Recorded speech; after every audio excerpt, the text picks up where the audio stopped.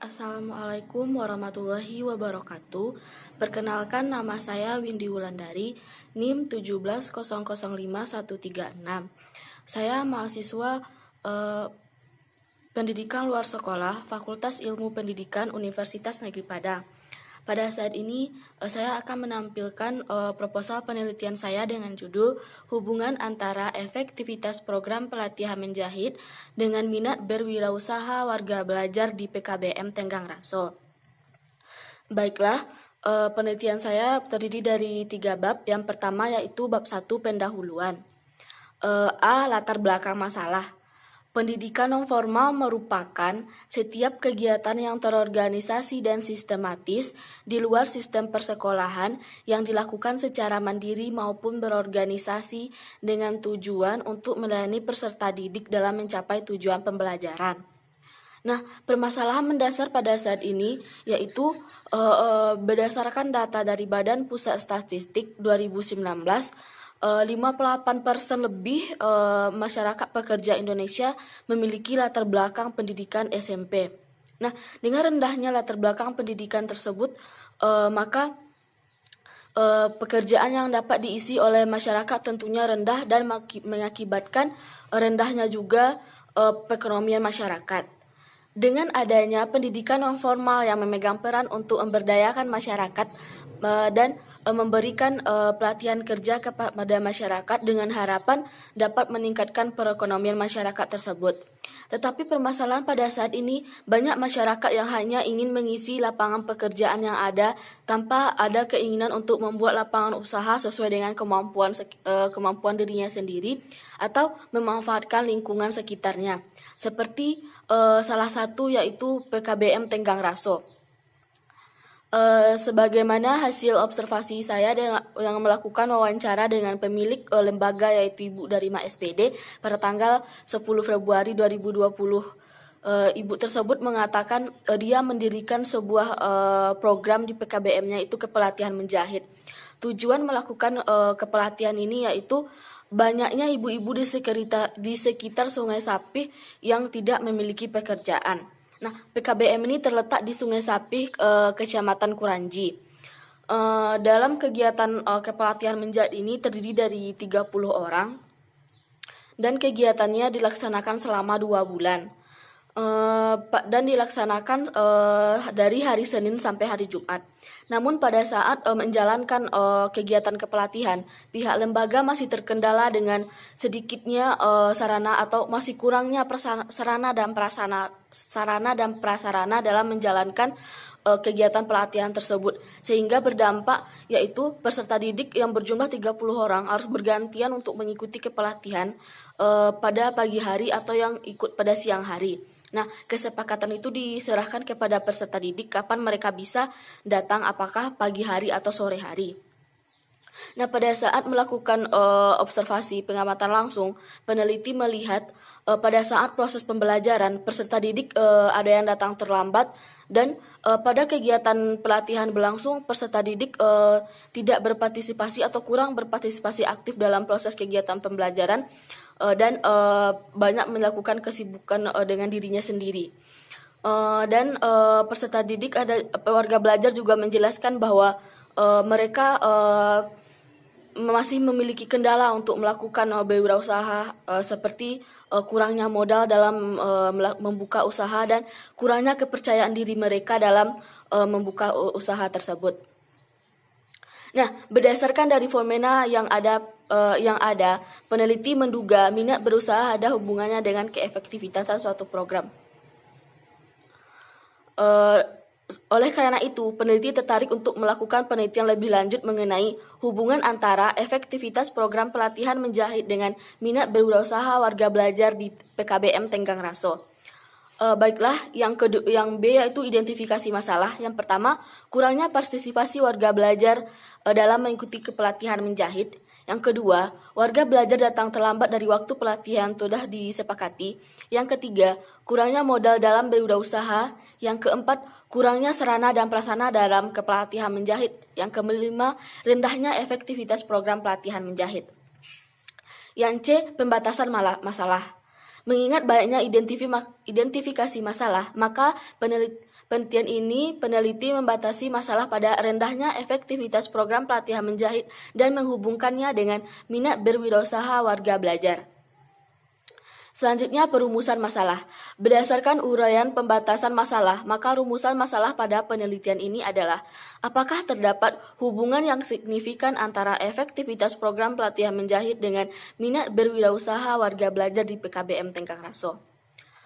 Selanjutnya, tujuan penelitian yang pertama, melihat gambaran efektivitas program pelatihan menjahit di PKBM Tenggang Raso. Yang kedua, melihat gambaran minat berwirausaha warga belajar di pelatihan menjahit PKBM Tenggang Raso. Yang ketiga, melihat gambaran hubungan antara efektivitas program pelatihan menjahit dengan minat berwirausaha warga belajar di PKBM Tenggang Raso.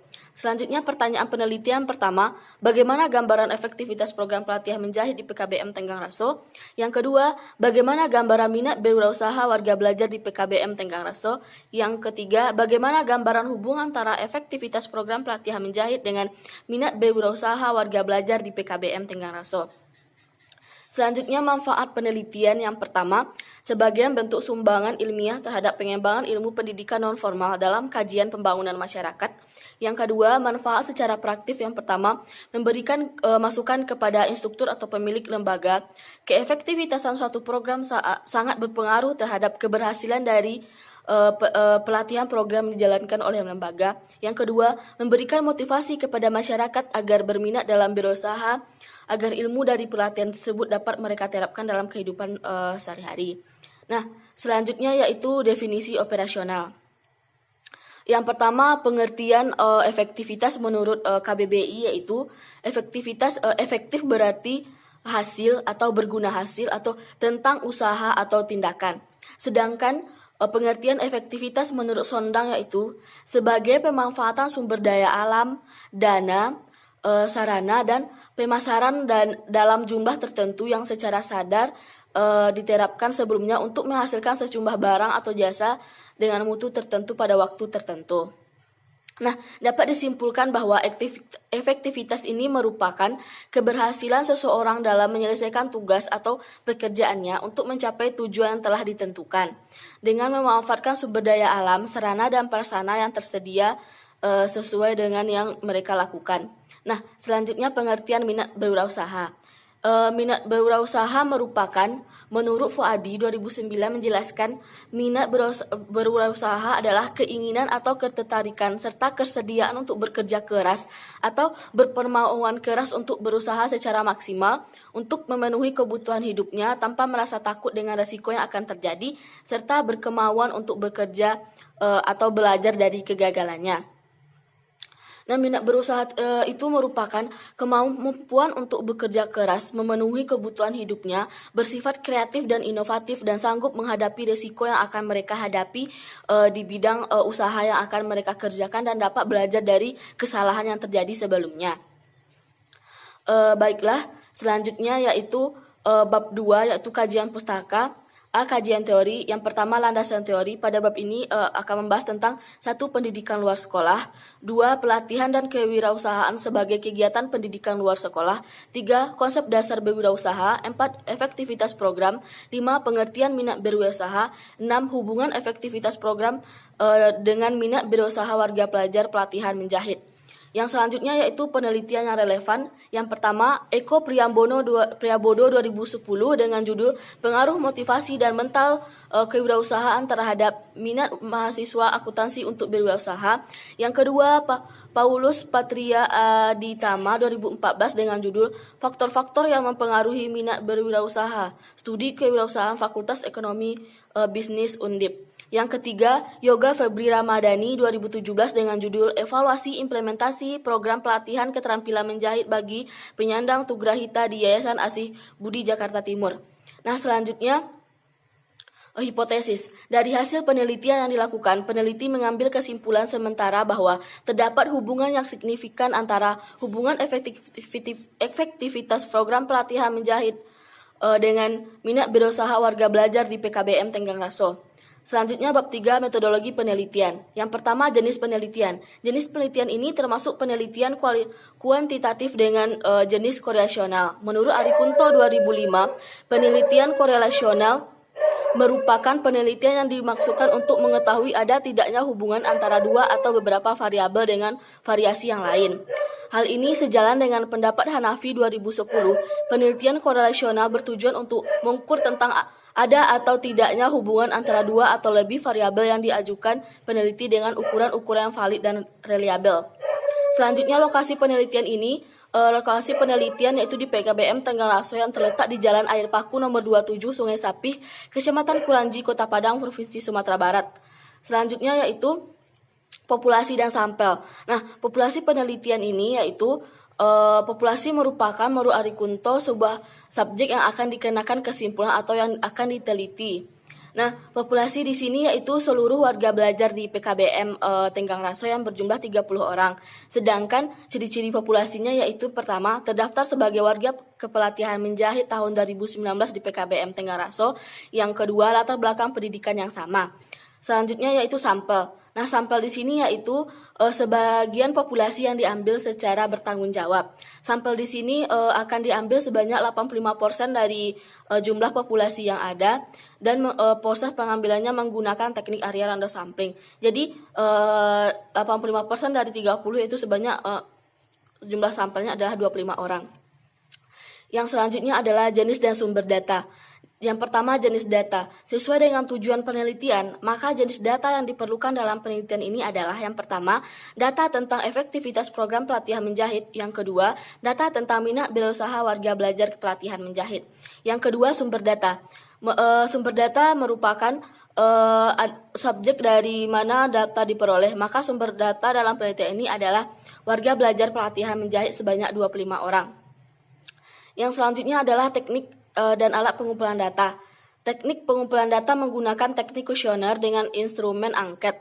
Kuesioner merupakan teknik pengumpulan data yang dilakukan dengan cara memberikan seperangkat pertanyaan atau pernyataan tertulis kepada responden untuk dijawabnya yang merupakan pengertian menurut Sugiono. Selanjutnya prosedur penelitian. Yang pertama, uji coba instrumen.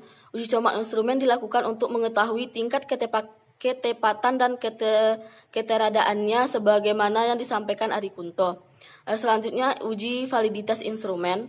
Arikunto menjelaskan validitas adalah suatu ukuran yang menunjukkan tingkatan-tingkatan kevalidan dan keberhasilan suatu instrumen. Sebuah instrumen dikatakan valid apabila mampu mengukur apa yang diinginkan. Selanjutnya uji reliabilitas instrumen. Reliabilitas adalah alat mengukur suatu kuesioner yang merupakan indikator dari variabel. Suatu kuesioner dikatakan reliable atau handal jika jawaban seseorang terhadap pernyataan adalah konsisten atau stabil dari waktu ke waktu. Selanjutnya teknik analisis data. Yang pertama, untuk menggambarkan efektivitas program dan minat berusaha warga belajar menggunakan rumus persentase. Selanjutnya, untuk mengetahui hubungan antara variabel X dan variabel Y menggunakan teknik korelasi produk moment. Baiklah, hanya itu hasil presentasi saya pada saat ini. Jika ada salah penyampaian, saya mohon maaf. Saya sudahi dengan wabillahi taufik wa hidayah. Assalamualaikum warahmatullahi wabarakatuh.